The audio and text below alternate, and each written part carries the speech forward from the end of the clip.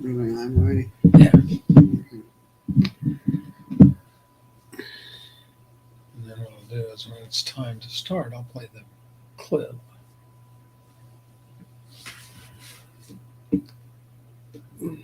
That just lets people get, signed in and stuff. How long is it? Like 2 minutes or how many talk?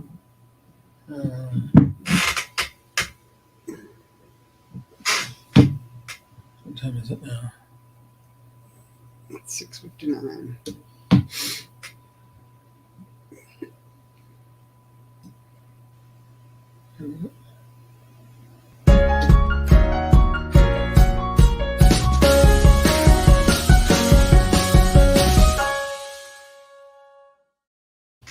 And so welcome to this issue of Sunday Night Live with Ken and Cheryl. And we're back safely in our home. We did have to evacuate.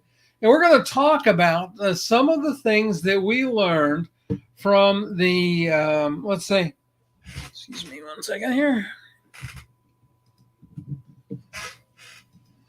From the events associated with tropical storm or hurricane, I should say, Ian. Because we evacuated from our house because we were in harm's way. And there were things that went wrong during the evacuation. And then, just looking at what happened with Ian, there was just a tremendous amount of chaos in the travel business in particular. And so we thought it'd be a good idea to kind of go through and talk about some of the challenges and what to do about it. But to start with, we'll ask our favorite question. Where are you watching from? I already told you, we're back home. Now, won't stay that way. We'll be gone again next week doing some travel, but this week, right here, right now, we're home. So where are you watching from? Let us know in the comments. And if you're watching this on the replay, do me a favor, go ahead and put it in the comments on the replay as well. The other thing that is we'd love for you to do, because we'd love to get the audience to participate, because this show is in a great deal for you guys. So do us a favor, and if you have some comments, you have some questions, put them in the chat as well. Oh, so we have a Facebook review from Vero Beach. We just drove by there the other day on the way home from Fort Lauderdale. It's a nice area of the state. Yep. In fact, we were there. It was yesterday we came through Vero Beach on our way home. We turned, and we live over in Lake Wales, so we turned and went down Highway 60 there. Yeah, we're going to go back to Vero Beach and get some a citrus lemon lime tree, I think, one of these days. Yeah, we have some plans, so we'll be back over probably next week, in fact. Okay, so let's go back to And for those of you that have not subscribed to the channel, please do so. If you look down and your subscribe button is red, that is an alert from YouTube that says you are not subscribed. Please go ahead and hit the subscribe button and get subscribed. If you click the little bell, you'll get notified. We got some interesting things that have happened. We got some video. I just posted today a 360 video from a trip to the zoo. And so if you've had a chance to look at it, let me know what you thought of it. If you haven't done so already, do me a favor, look at it. Let me know if you like this 360 video on YouTube. Yeah, we're trying to learn a little bit more about the 360 and when it's best to use it. Well, and you'll start to see video tours of rooms in 360. You'll start to see quite a few things we expect that will show up as 360 videos. So we think it has some advantages for our audience and let you have a little more control over what you look at. Yeah, you don't zoom. You can't zoom in on it. Yeah. But you can scroll yourself to the left or the right, pan the room, and so it's pretty interesting. Yeah, it was pretty cool. Like I said, we're brand new skill set for me. Okay, so let's talk about what happened with Ian. We'll start with us because I want to tell our story. And I've posted a little bit about it on LinkedIn and a little bit on in the Facebook group about it. And for those that don't know, I do have a Facebook group for those that travel with disabilities. It's Traveling with a Chair or Other Disabilities. So if you're not a member, please go ahead and join too. But we made reservations the morning we were leaving. I think it was Tuesday morning. Like I said, we had thought that we would stay during the overnight, and ride out Ian here. And then the track changed, and it got to the point that it looked like it was going to come very close. And in fact, at one point in time, it was projected to be within 5 miles of the house. I live in a mobile home, and so it seemed like a good idea to get out of Dodge. So I made reservations through IHG in their website, reserved a roll-in shower handicap room, and off we went. So we got to the hotel, and what we got was a regular king-size room. No handicap capability at all. I went down to the desk and asked, and the receptionist just looked at me like I was a problem and went off and stayed gone till I left. Anyway. So we wound up making do. A little later, they did come up and left a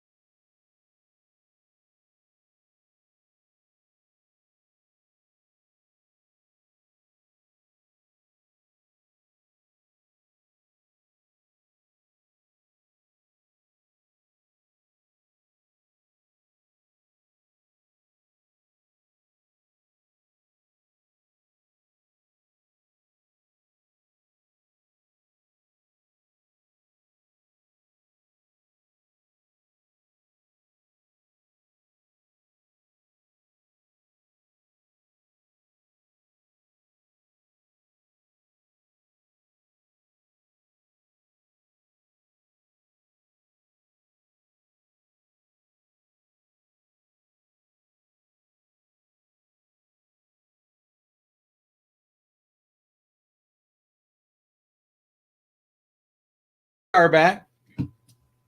Anyway, so it turns out what happened with the hotel was that somebody had decided to stay longer, and the hotel clerk just let them have the room that we had reserved because they were already in it, and they just didn't even think about maybe somebody needed it. I was saying that we needed support for Cheryl so she can get on and off the toilet easy. And so those are the kinds of just simple things that start to happen when you have some disruption. One of the other things we can think about, some of the hotels were already sold out. Now, all of a sudden you have an influx of refugees that are looking for places to stay. That then becomes a problem for everybody. Evacuees. I should say evacuees a better choice. But these kinds of things then really start to disrupt. Going into the future, there's going to be hotels that are not there anymore or won't be usable for some period of time. So all of these things can disrupt your travel plans. Then we have the next disruption that happened to a lot of people is they started canceling flights by the thousands. And so when they start canceling flights like that, we had people we knew that were stuck in Mexico. We people that that are from part of our audience, part of the Facebook group. We had people that were on cruise ships that couldn't get off. We had other people that were at the port waiting to get on a cruise ship and couldn't get on. So all of these things start to really disrupt your travel plans. And you've got to prepare for them. And we're going to talk about that here in just a minute. The cruise ships, I just had a post. I'm going to put this over here where we can share it.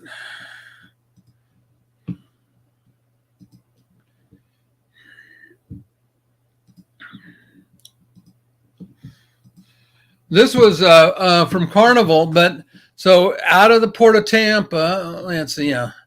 So the Port of Tampa opened up. The Carnival Paradise was coming back in. She sailed on the 24th, but she was supposed to have been back in. Her passengers were supposed to have gotten off on the 29th to go home. That didn't happen.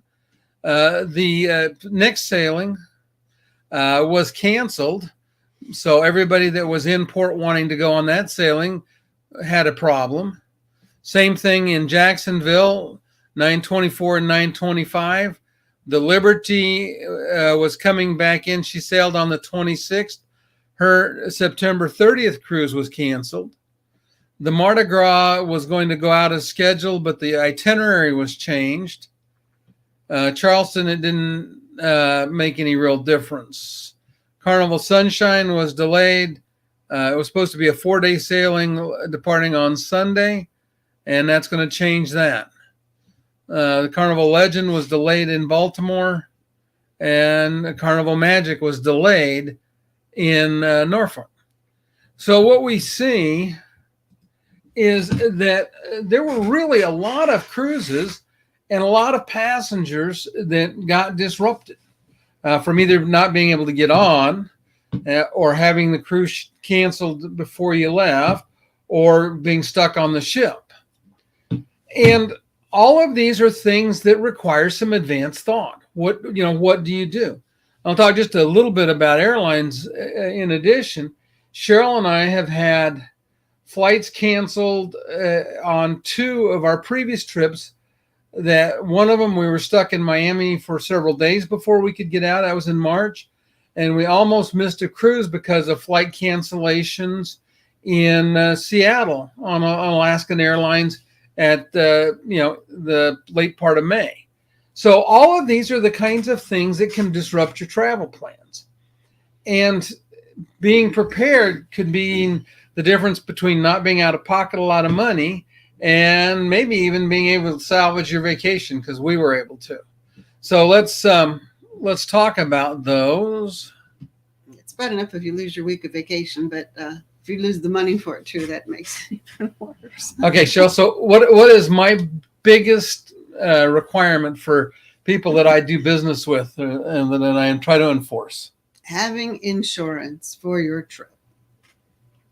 Yeah, because having insurance would have helped with almost all of the problems that everybody encountered while they were traveling.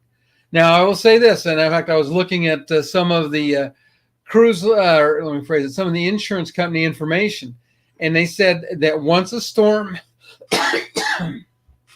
has been named, you cannot buy insurance that will cover that storm. Because by the time it gets a name, it's a pre-existing condition. It's something that, or actually, it's a foreseeable event, I should say, is the term they use for it. So you want to get your insurance. In general, I recommend that you get it significantly before you go. Cheryl and I buy annual policies.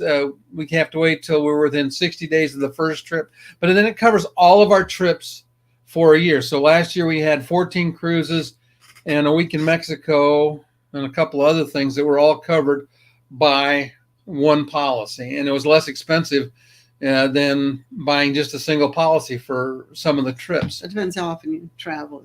If you take a 1 week vacation a year, then 1 week of insurance or 2 week of insurance should cover you pretty good.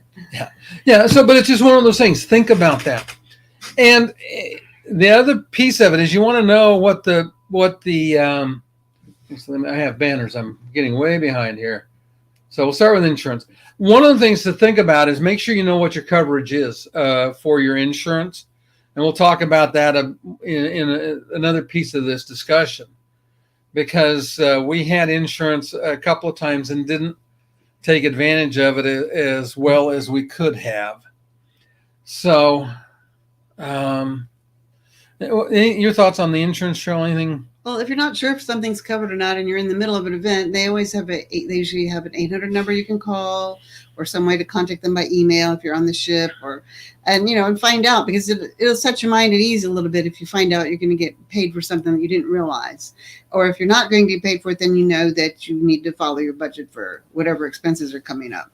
So it's always good to get the insurance and then try to understand what it covers. But then if you have a question on the trip, contact them. Find out. Yeah, and in addition to purchasing travel insurance, and there are reasons I recommend, no matter how good your coverage is on your credit cards, there are reasons that you want to make sure that you purchase travel insurance, primarily having to do with medical evacuation. Credit card insurance does not provide anywhere near enough money. But even if you're just traveling domestically and you didn't get insurance, check your credit cards, because you may have some travel insurance. All the ones I carry have some form of insurance. And again, that was one of those things that we missed that cost us some inconvenience and cost us some out-of-pocket money that we wouldn't have had to spend. So it's the things to think about. And the next thing is extra medicines. And so this is something that really, everyone these days, with all the storms and things going on, no matter where you live, think that that weather's changing, things are changing. You should always have your emergency go bag. And now I hear they call it a stay and go bag, because even if you sometimes you get stuck in your house and you're going to need those emergency things, but you have your go bag and you have your extra medicine. So that means that try not to wait until 30 days, right? 2 or 3 days before you run out of your medicines. Always have several weeks ahead available, if at all possible, and have them ready, set out for each day. So when something comes up, you can just run. And so, like for us, because we had recently moved a month ago, I had set up a month before we moved, but then we were busy, and Ken's sister passed away and all this stuff happened. And so I'm looking at, it's time to do our pills again, and we're short one of them. And so that's why I always try to do them, close to a month ahead, at least 2 weeks ahead all the time. And then when you go on a trip, the trip can take longer than you think, because for example, this storm, you never know how long a storm is going to take to pass. You never know how long it's going to take the airlines to get everybody out of town. Things just take longer. So if you say, I'm going on a 4-week trip, I'm taking my 5 days of medicine. No, you really just take 2 weeks. It'll give you peace of mind the whole trip. Yeah. And I will tell you, one of the places this comes up really significantly is what happens if you need a prescription that the doctors can only give you. So, for example, I take ADHD medicine. Now, Cheryl will tell you can't tell much difference, but I am probably a little more focused. I'm not like Squirrel, Rabbit, tree. Um, not quite that bad anymore, anyway. But I can only get 30 days at a time. And what'll happen, and what happened with us this time is we decided to go, so we called to see about getting it filled. In fact, we actually had called on the Saturday before to try to get it filled just in case. And it didn't get called in.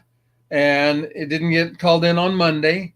And on Tuesday, we had to go, and they still didn't have the prescription, which meant that I was coming up on the time I would run out by the time we got back. Now, we were fortunate. I got back. I was able to, in time.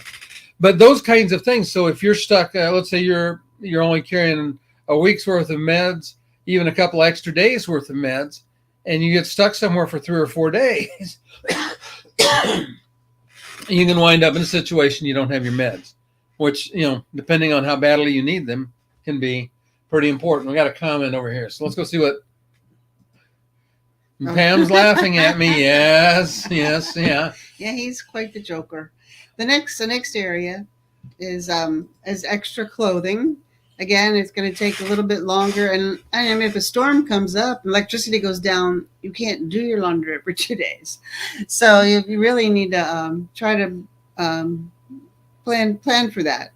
And that also, I've really gotten to the point now in Florida. I find out it rains almost every day. So I've got a poncho in my car. And now in the summer, it's not really that important because it's pretty warm. But in the winter, it can get pretty cool here. So I'm thinking we'll probably have 2 ponchos in there in the winter time, just in case. Because when it decides to rain here, it rains really hard. And it does at some places, like I know in Alaska, it'll rain really hard.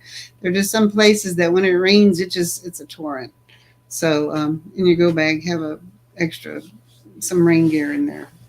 Yeah, and we think about this. We're talking about tropical storm and Hurricane Ian, but you think about how far the disruption reached clear up into the New York City airports, and it wasn't a couple of weeks ago. There was a huge storm that caused a lot of problems in Alaska, and so it doesn't really matter where you are in the world. These kinds of things can come up, so you just want to make sure that you're prepared for them. So now let's talk about the last piece of this. Where'd it go? Oh, I didn't make a thing for it. But what to do when things go wrong. And so, again, hopefully you've reviewed your insurance before you went and you have an idea. Because a good example is when we got stuck in Miami, we were pretty much not eating or eating out of the vending machines, and we went to a hotel and paid out of pocket for the hotel room. And about the time we got ready to go back home, I realized, I should check the insurance. And the insurance would have covered my meals and any incidental expenses and the hotel room. We did get reimbursed for the hotel, but the meals and stuff, no. And that doesn't count the meals we skipped. Now, neither Cheryl nor I have the miss a meal look. I understand that. More so me than Cheryl. But it's just one of those things. If you know it's covered, then it starts to take a lot of stress off really quickly. Let's see. The same thing. What about if you're stuck somewhere and you can't get a flight? Could you get a rental car? And would your insurance cover the rental car? If you're going to be stuck in somewhere for 3 or 4 days, what's the scope of how long will the insurance cover? You want to look at all of these things and think about, okay, I'm here. What's the best plan? So that but if you know what your insurance covers, that may open up several more options that you might not have thought about. I guess part of that is associated with it too. What are the rules? In other words, there may be, before you can qualify for insurance coverage, there may be things you have to do. In other words, you have to try to make the best effort to mitigate any loss. So what have you done to do that? You want to make sure that you understand what those rules are so that you can do that. But the one thing it means is that you might not have to sleep in the airport. And like I said, vending machine meals may be not required. So I guess the first question is this: what do you do first? What do you think, Cheryl? They've canceled everything. We don't know Oh, What's going to happen? okay. Don't give up unless it's like a hurricane. Don't give up. When we went to Alaska, we didn't give up, and we just kept asking, "Is there a flight? Is somebody canceled? Whatever." And about 4 hours after they told us we couldn't get out for 3 days, we got on the flight. We got booked for the flight. So, if you're stuck there, don't give up. Try to stay close to the airport or however the train or wherever you were going, and just keep checking on it and don't give up. Well, yeah, and it was interesting about Alaska because, and this goes back to part of your travel planning, and I should have brought this up in that. Cheryl and I have an absolute rule that we do not travel in the day of any kind of trip. We're going on a cruise. We're not traveling in the day of the cruise. We're going to go in the day before. We're going on a cool train ride. We're going to be close to or at the station the day before, so that we're where we can get help if we need it. Pam thinks we're funny. I'm glad somebody enjoys the humor. But with Alaska, what happened was we were scheduled our flight to go to Seattle the day before, and then we're going to fly up from Seattle to Alaska the next day. Fairbanks, right? No, we were going to Anchorage. Oh, Anchorage. Yeah. And so we got to the station in Raleigh where we were flying out, or the airport where we were flying out of, and they said they've canceled all the flights on Saturday morning to go to Anchorage. You can't get there. And we tried everything that he could think of. I mean, we tried some really strange stuff and couldn't think of it. And I was like, okay, let's go ahead and get to Seattle and then see what happens. Well, we got to Seattle and we asked, is there any way we can get to Anchorage tomorrow? And the customer service said no. But she said, I can get you out today. And so the fact that we planned to go a day early meant that we got to go on our cruise. I asked the wrong questions at the airport in Raleigh. Well, I think too. I'm not sure that that it was any available at that time, but then because a lot of pilots were evidently sick that week, is what happened. So some big thing happened with COVID or whatever in that area, and so a lot of flights were canceled and everything. So a lot of people actually had, like, it was a connecting flight that they canceled, so we were able to get on. So it just, sometimes you just don't know what's going to happen. Yeah, but again, if we hadn't planned that way, it would have been a problem. And so I encourage you to always make that plan.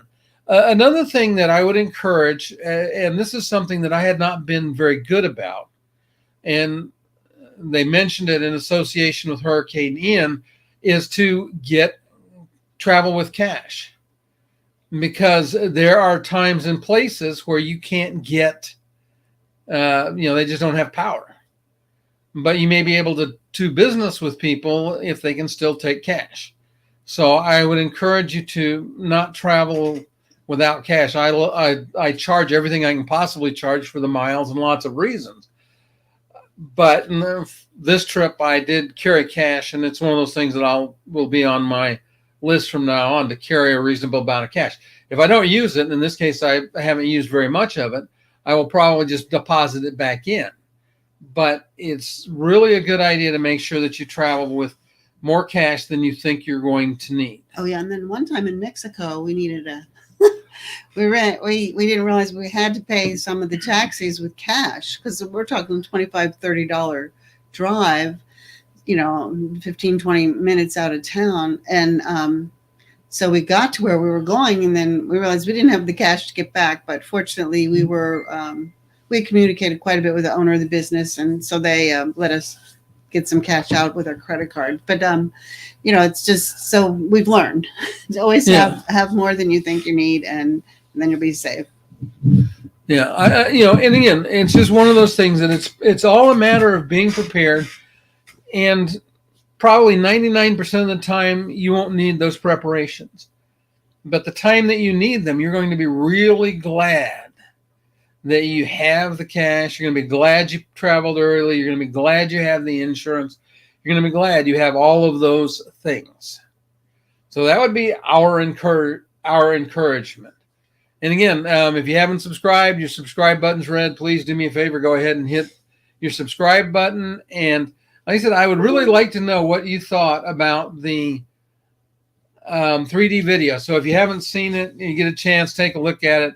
Let me know in the comments if you like that or not. It's something new we're trying. I thought it was kind of cool. It's the one about rhinos. Yeah, this one was about this was taken. It's an accessible tour at the North Carolina State Zoo, and they have what they call a zoofari, and it takes you out in a vehicle into the 40-acre rhino enclosure, and you get to get up close and personal with quite a few rhinos. The day we were there, we saw 9. And I mean, we saw them very, very, very close. And it's very accessible. They lift the wheelchair up into the totally accessible vehicle. It was very nice. Yeah. Very nice. Great view. All in all, and, it's yeah, very and good. in the wheelchair, you're right at the front. And then they have a place where you can, my seat would turn on my scooter, so I was able to turn. And so it was very, very good. Yeah, we were very, very happy with that. So it was well done. Oh, Pam said she's ready like us.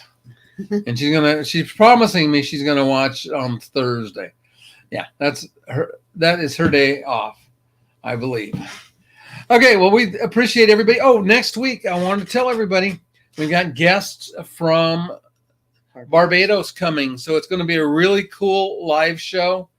I'm looking so forward to it. Talking about accessibility on the island of Barbados. We're going to kind of sort out the things that we're going to do. We have 5 days there before our upcoming cruise.